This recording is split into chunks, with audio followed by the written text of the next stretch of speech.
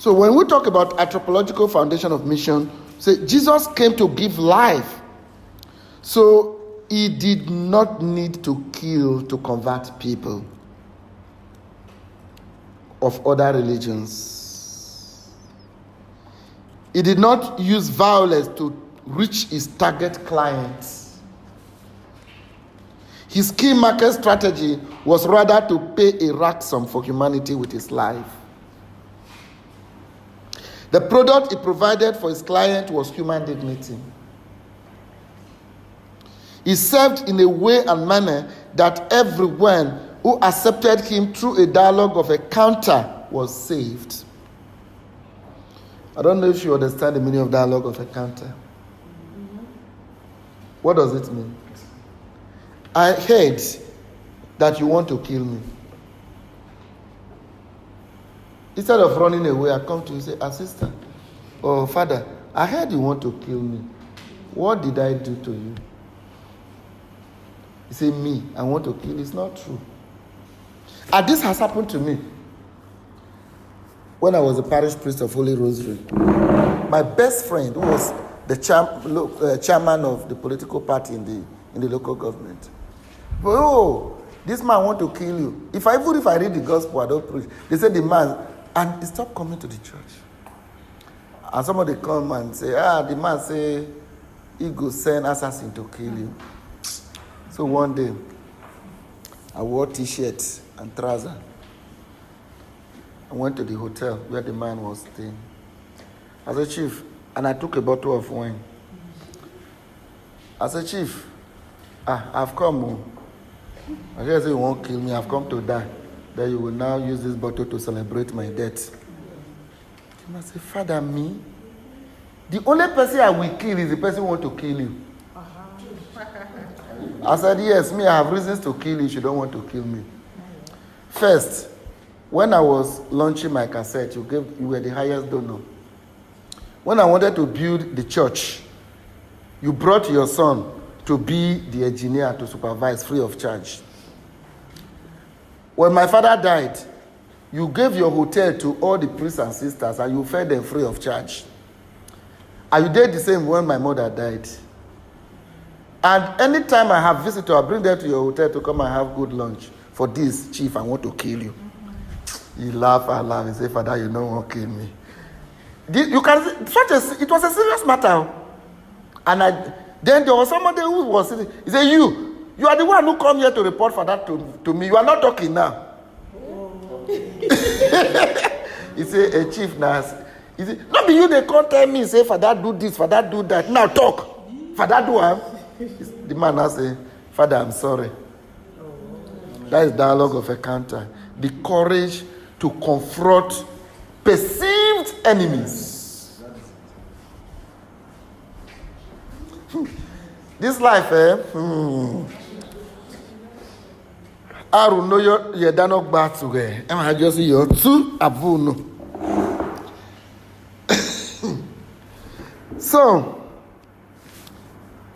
So that is dialogue of encounter. It's not a topic. It just came into our reflection. It's a whole topic of its own. But maybe we'll talk about that in the evening. So Jesus is a role model, the Prince of Peace, and the embodiment of a perfect human person. Jesus is a model of humanity to his followers. Missionaries are witnesses to the life, suffering, death, and resurrection of Jesus Christ. The Christian mission is an organized effort for the propagation of the Christian faith. This often involves sending individuals and groups to foreign countries and to places in their homeland for the purpose of conversion to Christianity. The primary purpose of mission is conversion.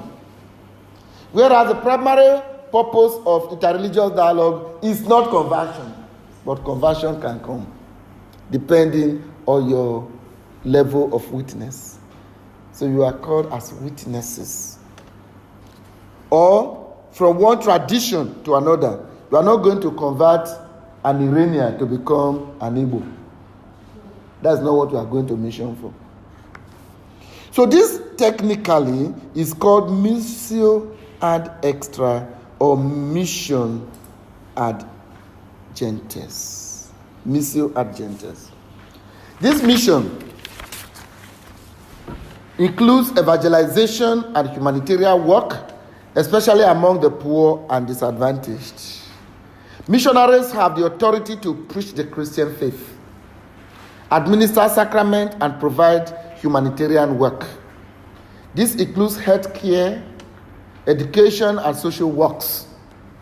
So missionaries take care of orphans and people who are physically challenged. The implication of the Christian mission is that a missionary must be an evangelizer who needs self-awareness, self-rediscovery, internal conviction about life, and the faith he or she is sent to administer to others in words and deeds. The missionary must know his or her target and the message he or she is exporting to the recipient of the gospel message. Although the missionary is a human being like every other person, he or she must be different in the control of temperaments, emotions, and relationships.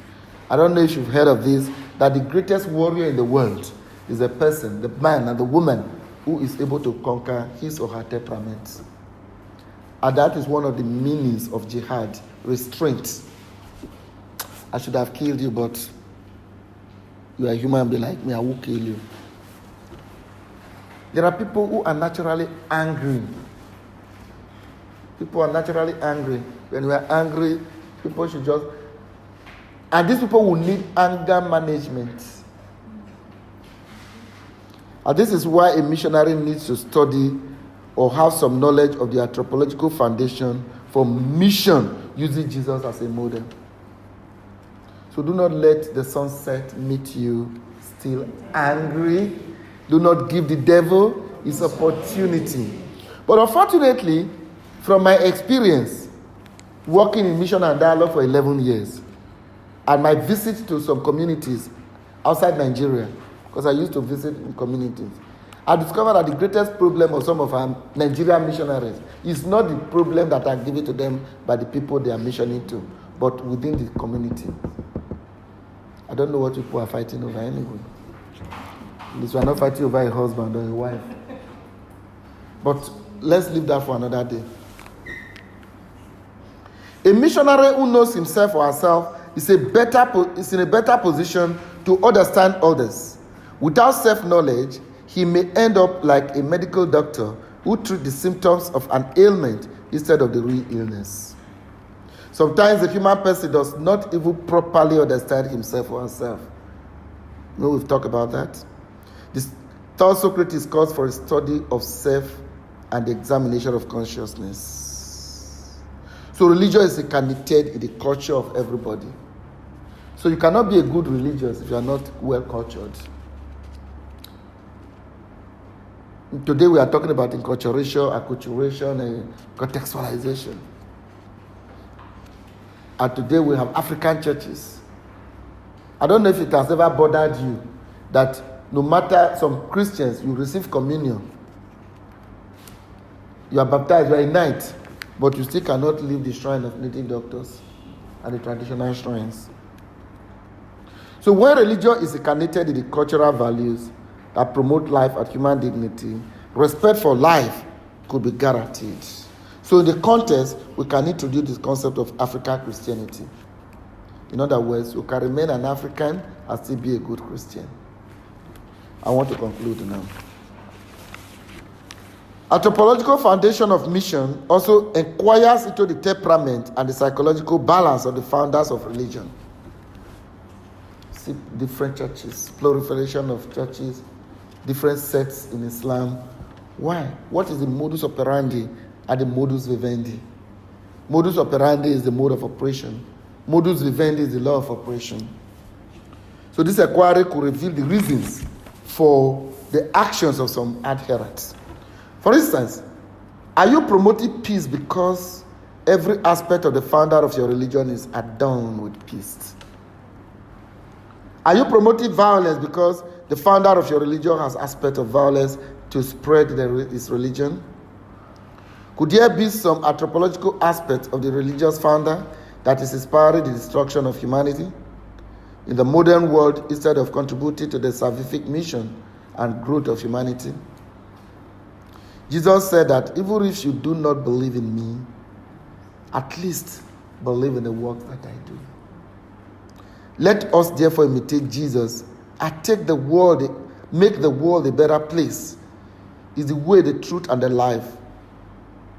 You know, it baffles me that when God has lifted you up, instead of your neighbor to celebrate, become angry. Ibelego de pepper. Is a man, he has gotten some promotion. I better not mind now. Let's say in the secular world, he just bought a car. The man had 419. Oh, that woman just made first class in university. I beg you, now be Aisha will go do for lecturer house. These things happen. So many of us acquire PhD. Pull him down. Pull her down. We never learn to encourage one another to a point that you can say, let your success be my success. Let your failure be my sorrow. No. Some people have turned sadists. They celebrate when you are in agony. Our people have a saying, only I gave you my heart, but you are the one spreading me around. So this has affected trust. Caesar would not have died if Brutus did not stab. That even when Campania, the wife, said, don't go there. He said, no, my friends are there. Cassius is there. Brutus is there. And when they were now stabbing him, he now ran. He thought Brutus was going to defend him. As I just heard Brutus, he went pum. With sword, a dagger, tu brute. Are you Brutus? So it is not the pain that killed Brutus, but when he found that he was alone, and that even his best friend could stab him. So Psalm 41 verse 9, if it was done by an enemy, I forbear him. But you, my friend, we eat from the same plate. You turned against me. But even when we experience this in our mission, let us take Jesus as an ideal. That no man, no woman is your perfect model. Your perfect model is Jesus, man and God. The anthropological foundation of Jesus is humanity. That Jesus too cried, Eloi, Eloi, lama sabachthani. My God, my God.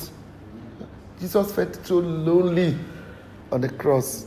What in spirituality they call the period of aridity, the period of dryness, the time you feel empty, the loneliness in the crowd when you feel that nobody is on your side, and that can make you a lunatic. So when you feel lonely and alone, after you have left your body behind, like Sister sang, just tell yourself, Jesus passed through the same way. The footprint on the sand. This is the time Jesus is carrying me on his shoulders. So he will not drop me. May the name of God not be profaned because of our evil ways. You can go now with your anthropological self and make others true human beings and true Christians. Thank you very much.